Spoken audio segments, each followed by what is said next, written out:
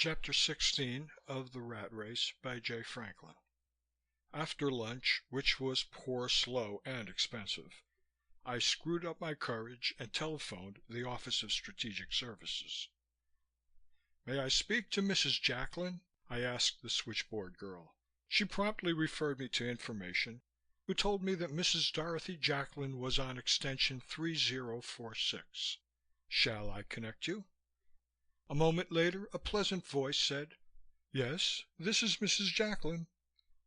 "Mrs. Jacklin," I told my wife, "my name is Tompkins, W.S. Tompkins. I have a message for you from Commander Jacklin." "Oh," she said. It was not a question. "Are you a friend of Frank's? Is he all right?" "He asked me to see you when I got to Washington and gave me some special messages for you. I'm staying at the Willard. Are you free for cocktails or dinner this evening?" Something of the urgency in my voice communicated itself to her, and I could feel her reverse her original impulse to refuse the invitation. "Why, yes, Mr. Tompkins," she agreed. "I'd be glad to join you. For cocktails, that is. Shall we say about 5:30? "Splendid. I'll meet you in the south lobby. I'm sure to recognize you. Frank gave me such a good description of you. If there's any slip-up, have one of the bellboys page me." "Thank you," she said. "I'll be there." As I laid down the telephone, my pulse was racing and my throat was dry. How in God's name should I act with her? 5:30 crawled around.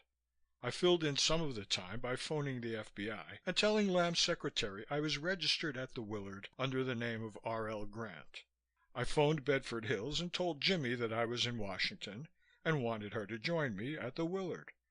She was a little slow about getting the R.L. Grant angle, but allowed that she could register as Mrs. Grant or Mrs. John Doe if necessary. And when was all this nonsense going to stop? In spite of my assurance, I almost failed to recognize Dorothy. She looked younger, smarter, and infinitely more self-possessed. And the tanned and muscular young man in uniform who accompanied her was obviously not animated by brotherly sentiments toward her. "Mrs. Jacklin?" I asked. "I'm Tompkins. And—" I turned eloquently to her escort. "Oh, this is Major Demarest," she said. "Thanks, Tony, for escorting me. I'll see you later." 6:30-ish? Demarest asked. "Say 7," Dorothy told him. "I'll meet you here by the desk." So I was neatly bracketed. While Dorothy and I were talking, her escort would be waiting, impatiently. There was no chance of a prolonged operation.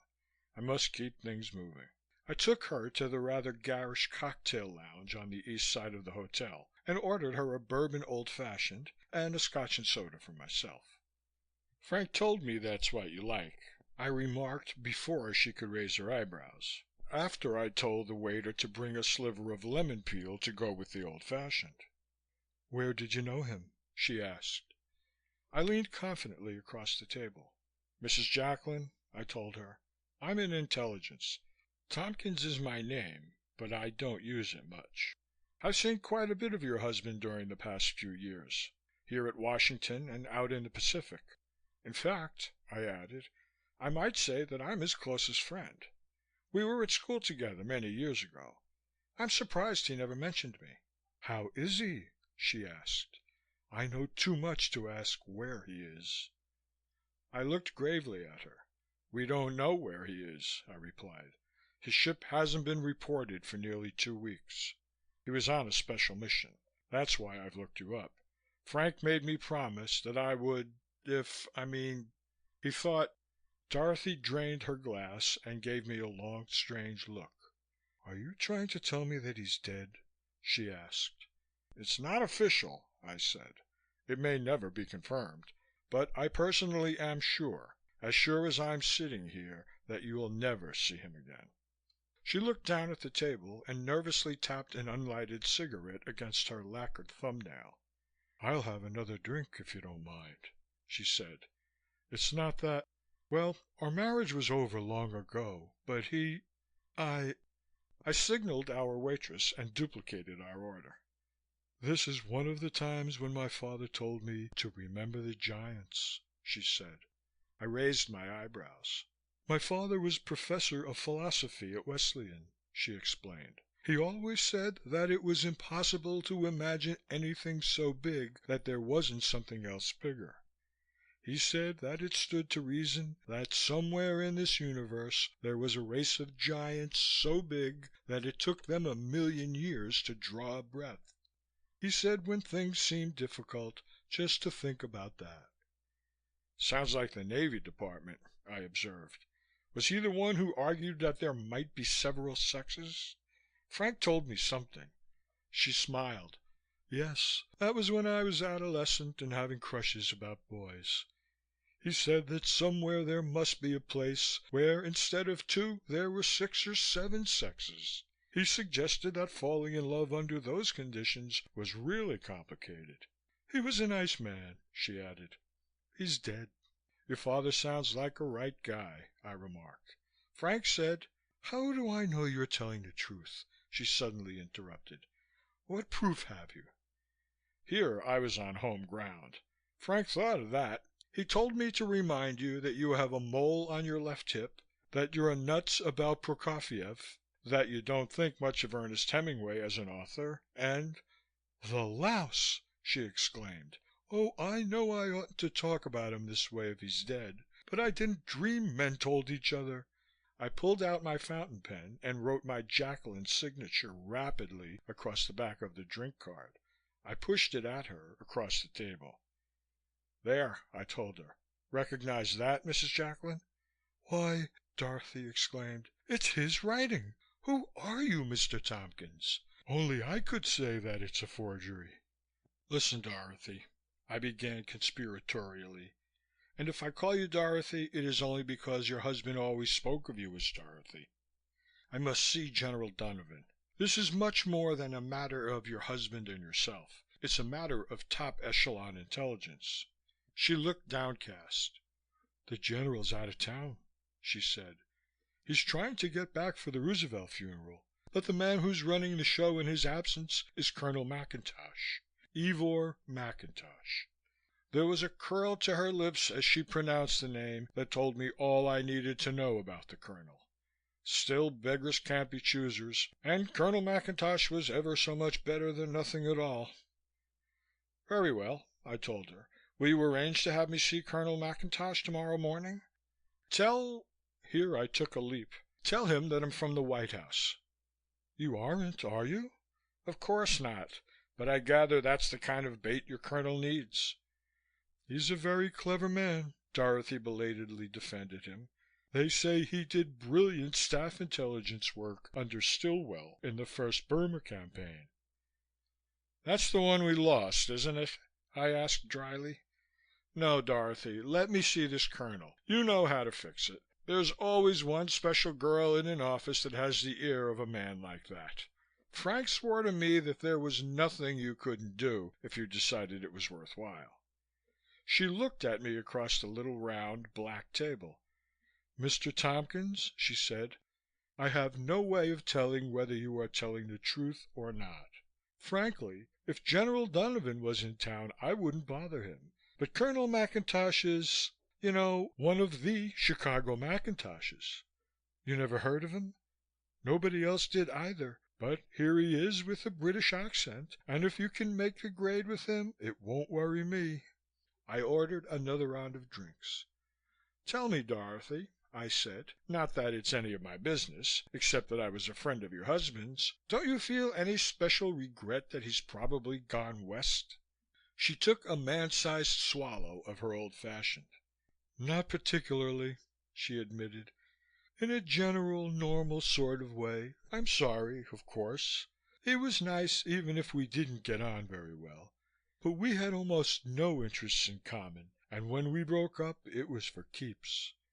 He was kind and, on the whole, decent, but God, so stuffy and boring to live with. Day after day, Hartford, Connecticut, writing and yesing, living by minutes and dying by inches. He rather liked it. I couldn't understand it. So you can see why I can't pretend to be prostrated. And perhaps he isn't dead at all." I nodded. "He's dead if that's the way you feel about him," I said. "He told me that his wife was a lovely girl with a mole on her hip and a hell of a temper. He said it was like being married to a circus acrobat or an opera singer. Exciting, but not happy. He said you had a habit of—" I stopped in the nick of time. "Oh, he did he?" she snapped. "Well, Mr. Tompkins, I don't suppose he ever told you that he snored or that—" "Skip it, please," I calmed her. "It's your marriage, not mine. I told you these things so you'd know I was really sent to you by Frank. Now you fix it so I can talk to McIntosh." "I will," she replied. It was the epitaph on 10 years of marriage. I knew when I was licked. Dorothy was what she had been when I had picked her out of Middletown. As inaccessible as the root of a Greek aorist or as a book of curiosa in a Carnegie library. She had not shown a trace of recognizing Frank Jacklin inside the body of Winnie Tompkins, even though my morning calisthenics were reducing my circumference. I was licked. I was no Faustus to woo this Marguerite, especially when she obviously had someone else on the string. The master of the rat race obviously meant me to play the hand he had dealt me, and no joker. By Godfrey, it would go hard with Dorothy's boss when I came to grips with him. All the Navy men who had been hitched by Washington would applaud me. Marty Donnell, who had been sent out against the Nagato with the wrong size shells for his guns.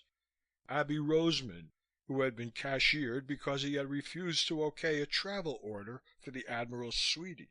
Julius Winterbottom, who had died on the Lexington, and all the gobs who had died. Well, win or lose, I'd give the FBI a run for its money. Colonel Ivor McIntosh, of the Chicago Macintoshes, was one of those who had been born with a platinum spoon and a broad A in his mouth. His face bore the marks of years of application to the more expensive tables, cellars and bedrooms. His uniform was in the U.S. Army, but definitely not of it, having a Seville Row touch that suggested the Guards. He was, he told me, in charge of the OSS until Bill gets back. And what could he do for me? "Colonel," I said, "I came to you in the face of strong opposition from the FBI. I have first-hand information concerning the sinking of the Alaska." "Nonsense," McIntosh replied cheerily. "It was on the map 5 minutes ago. I'm sure it's still there." I smiled. "The USS Alaska, sir," I explained. Colonels love to be called sir, especially by a civilian. "I have the inside story of the sinking of the carrier. The FBI told me it was useless to try to see you or Admiral Ballister. In fact, they ordered me under no circumstances to mention the FBI in connection with my mission." McIntosh toyed with a crystal elephant on his desk. "Exactly what is your mission?" he asked. I drew myself up, not without dignity. "I am with Z2, Colonel," I told him. "And as you know, the Z Bureau reports only to the President." I had heard of G2, A2, even X2. Why not Z2? To end all twos. "Of course," he agreed without bending an eyelash. "But why have you come to see me, Mr. Tompkins?" "Call me Grant, Colonel," I replied with a knowing smile. "That's the name I'm registered under at the Willard. The reason I've come to you is that my orders, which were given to me personally last February by President Roosevelt, were to consult the head of the OSS if anything went wrong. As you undoubtedly know, Roosevelt had a very warm feeling for the OSS, and my instructions have been to work with your men whenever possible. FDR told me that, if I needed prompt action at any time, to come to this office and skip the other intelligence services." Colonel McIntosh was only human, if from the Chicago Macintoshes. He relaxed. He almost smiled. "I got back to this country less than 2 weeks ago, Colonel," I told him. "I was working on the other end of the Alaska case, and it's a tough one, when word came of the President's death. My report was due to him at Warm Springs next Monday. Now I'll have to take it up direct with Admiral Ballister. The FBI's trying to block me." "Why?" he asked, but he knew why. I shrugged my shoulders. "You know Washington, Colonel," I said. "The FBI tried to get control of Z2 and was stopped by the other services. Since then, they've refused all cooperation, and I must get to see Admiral Ballister before he goes away for the weekend. Since Roosevelt's death, the whole town has changed, and Truman is too busy and bothered to see Z2 reports." Colonel McIntosh put in some earnest homework on the telephone. "Ballister," he said at last. "McIntosh speaking, OSS. Mr. R.L. Grant, that's not his name, but he's from Z2. Yes, of course you do. That's the special. Yes, that's right, Admiral. He has an urgent report for you. He's been trying to reach you since Thursday, but our good friend J. Edgar has been blocking him. Sure, you remember. That was a couple of years ago when Edgar tried to grab Z2 and we all helped block it. Grant has some hot stuff for you on the Alaska sinking. Fine. Yes, he'll be over as fast as my car can take him. Oh, not at all. Always glad to help. As you know, orders are to help Z2 at all times, no questions asked. Nothing on paper. Righto." McIntosh hung up and turned to me with an air of authority. "That was Admiral Ballister, Mr. Grant," he said. "He'll see you right away. I'll have my chauffeur drive you over to the Navy Department. You can talk freely to the Admiral. He's a sound man." I had won the first round of my match with the FBI. Ballister meant nothing to me, but I had to convince him that I was on the level or Mr. Lamb would close in on me. In any case, I owed it to my Navy friends to take a fall out of the department. After all, I couldn't be worse off than I already was, with the G-men breathing down my neck and me out on open arrest on a charge of treason. The electric chair doesn't look funny when there's even the faintest chance of your sitting in it yourself. End of chapter 16.